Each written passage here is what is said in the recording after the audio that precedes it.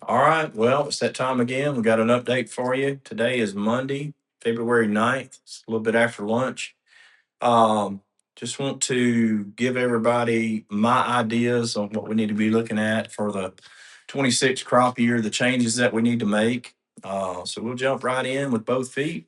Stacks is a thing of the past. There's no reason for us to have stacks in any county due to the fact that you're going to be able to build base this year at some point during 2026 with the PLC payments being as high as they are on cotton, or the projections being as high as they are with the new reference price, we would be not wise to trust stacks again. So, what do we do in place of that? So, I feel like the best option for us is going to be to use SCO since the Big Beautiful Bill gives us an 80% subsidy on SCO now.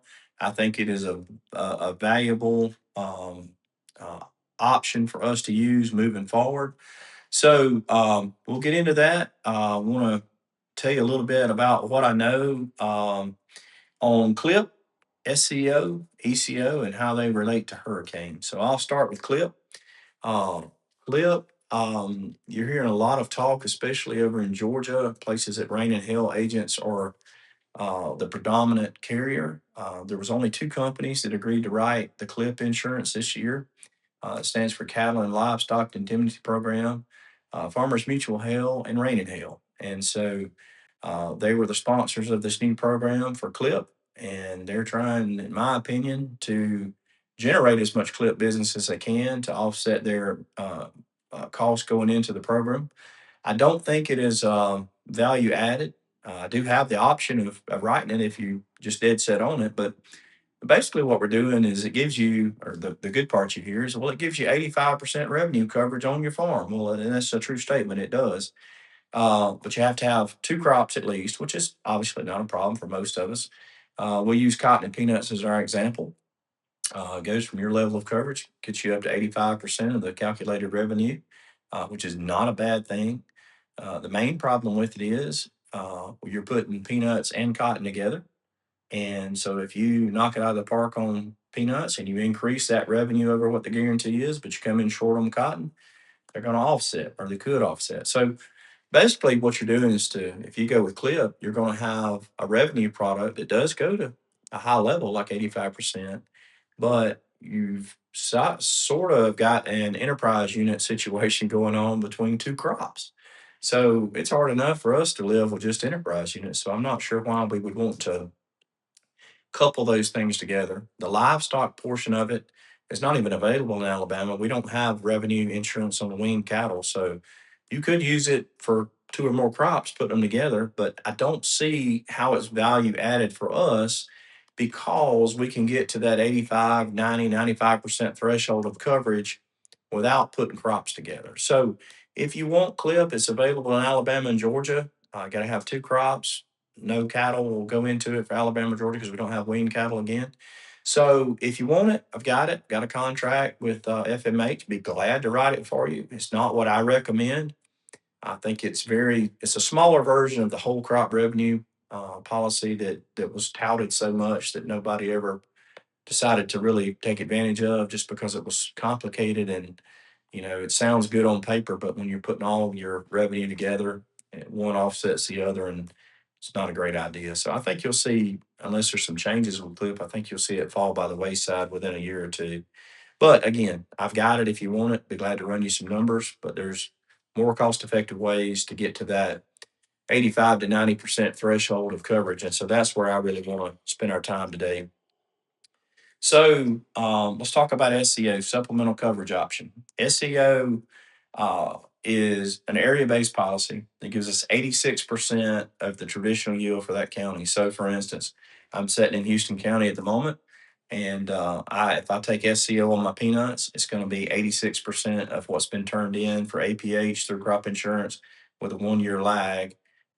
What that average is, you'd have 86% of that. It sits above your crop insurance. So if your crop insurance is sitting at 70, you can go from 70 to 86. So that would give you 16% more coverage over your crop insurance. So what triggers that to pay? If the county picks under 86% of its traditional yield, then it's going to trigger a payment for Houston County. You say, well, how much is my payment? That's the first question I always get. Well, the payment depends on how far into that 16% span we fall. So if we fall halfway into that from 70 to 86, if we fall halfway down, we're going to get half of our revenue coverage on SEO.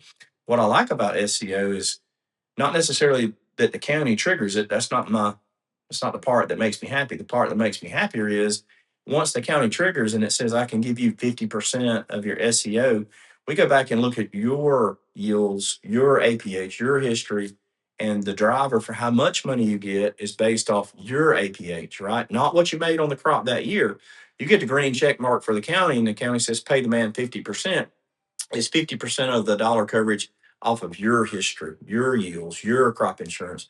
So county triggers the yield, but payments are based off of you. So would I rather have SEO? Or would I rather have hurricane?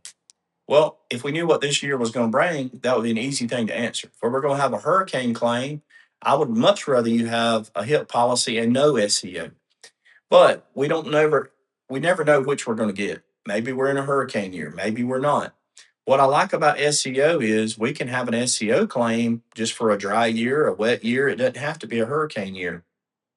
We're going to get hurricanes where we live. I grew up with them. You've experienced them. We know we're going to get them, but they don't happen as often as SEO pays, right? So for the area to fall below 86%, it happens quite often. So would you rather have a smaller payment, SEO, more often, or would you rather have less payments, hurricane, less often? The hurricane payment is bigger, but it doesn't pay as often. So I like the idea of having both, especially I have this thing in my mind I call the hurricane line. I say from about Pike County, Alabama south, I call that the hurricane line. Above that, we don't have that many hurricanes. They don't come that often. Maybe once every 15 years we'll get one up that far.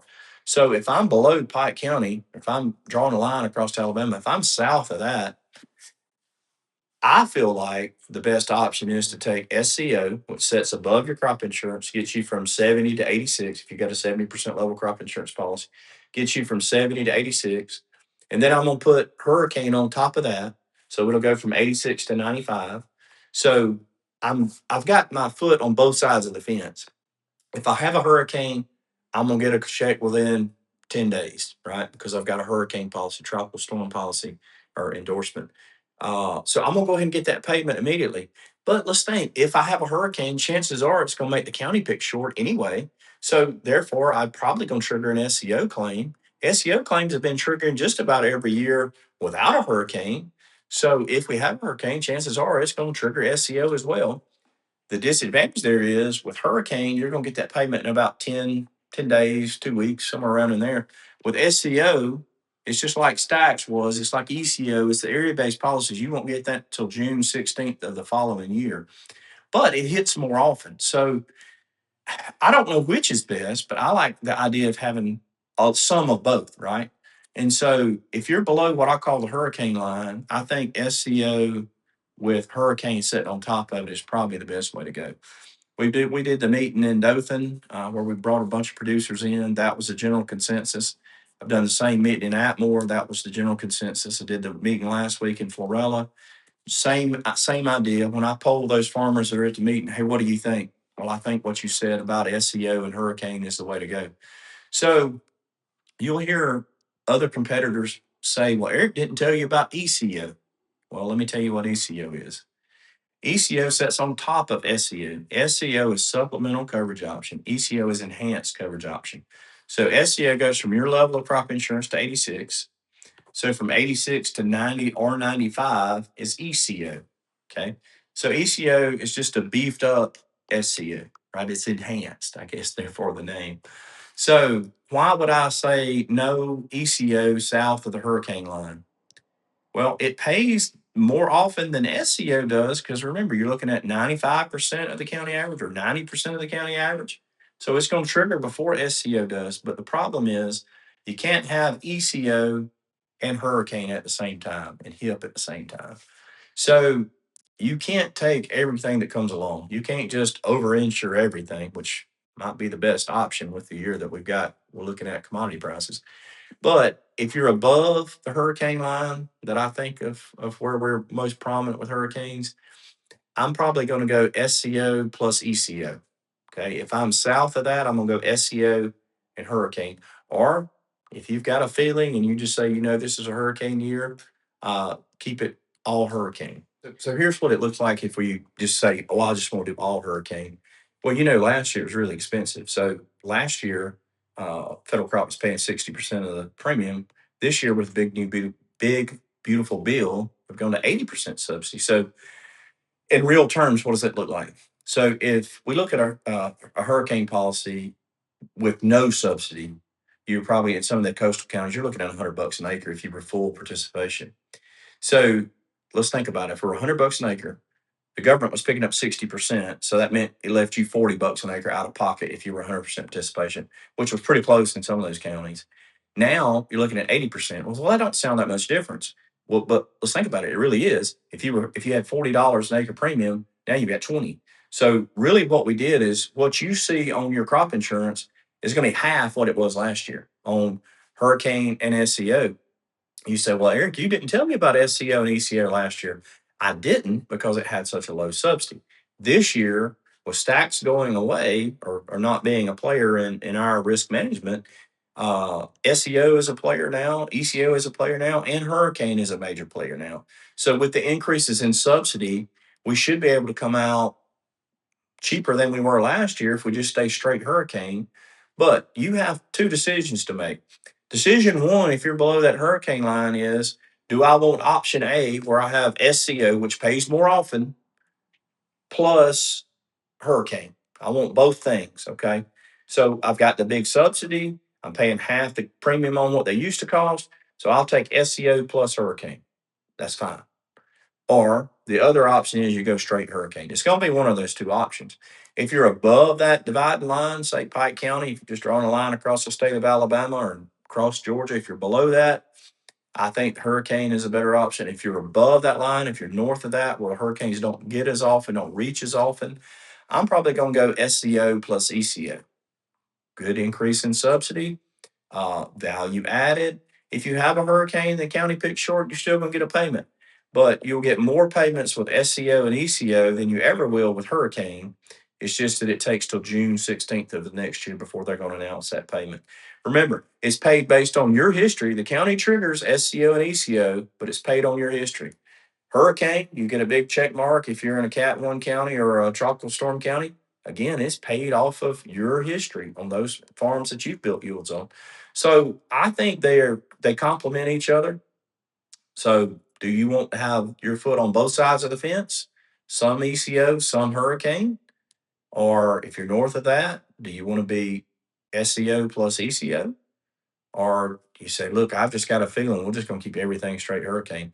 That's the options that we have moving forward. Everything else is pretty much going to be the way it has been. If you've been an enterprise unit producer, you're not going to see very many changes. If you're a farm by farm customer or optional units, there was also an increase in subsidy there to match the subsidy for enterprise units.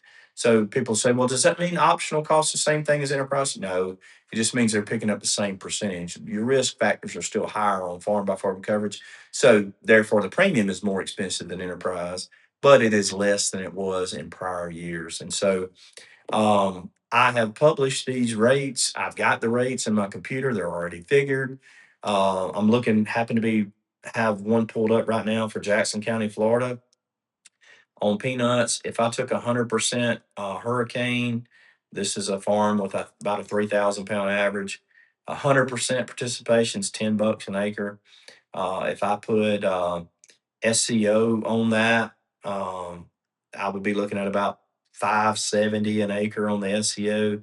And as I put the SCO, it leaves less room for hurricane, right? So instead of being $10 worth of hurricane, it's $3.67. But when you add your coverage per acre together for SEO plus HIP, comes up to be the same thing. HIP. You say, well, why does it come up to be the same thing? Because the payment rates are derived from your history, right? Your APH, your established yield. So I still think that's probably what I would do personally. We need to cancel all of our stacks because it's not anything we can do because you're obviously going to get a better payment on on your PLC for your cotton, peanuts, and other base. Um, so if you're above the hurricane line, ECO, SCO. If you're below the hurricane line, you have two options: all hurricane or SCO/hurricane. I don't think it's any deeper than that. I think it's very simple to move forward. Today is Monday, the 9th. Wednesday of this week, on the 11th, we'll be in Selma, Sportsman's Lodge, doing a lunch up there for all you guys. If you've missed the other meetings and you want to come on. I think they're cooking pork chops or something, so we'd love to have you. Probably 50 or 60 farmers there. Love to have you. We're going to eat at 12. I'll be in touch over the next few weeks. We'll get all these changes made. I'm just trying to give you some ideas on what I think is best. And remember, stacks was only for cotton, but SCO, ECO is for all of our crops. So we can put it on your peanuts, your corn, your beans, whatever crop you're planting. SCO fits in that scenario. It's a great tool in our toolbox for risk management. I don't think clip is where it's at. I do think SCO/hurricane or SCO plus ECO is where it's at. If you disagree with me and want more information on clip, you want the rates on clip, you want me to write you clip, let me know. I'd be glad to do it. Um, Shoot, you may know better than me. You may just have a feeling that that's what you need to do, and you've heard somebody spill from Rain and Hell or FMH that that's the greatest thing in the world. I don't think it is, but I'm happy to do it for you. It's not a problem. So we can look at the numbers on that versus ECO, SCO, and Hurricane, and I think you'll like numbers on the latter much better. I'll be in touch in the next few weeks. We'll get all these changes made by February 28th. If you've got questions, the banker needs anything, or you need any help finishing up your SDRP stage 1 and 2, call me, let me know. Looking forward to probably do a new video for you guys on Farm Bridge. I think FSA is doing their training on the 19th of February. Downloads expected between the 21st and 23rd. They're saying you'll get your payment by the 28th. I doubt it. I think it'll be a little longer than that, but I'll keep you posted. If you need me, call me. I'm here, ready to hear from you. Thank you.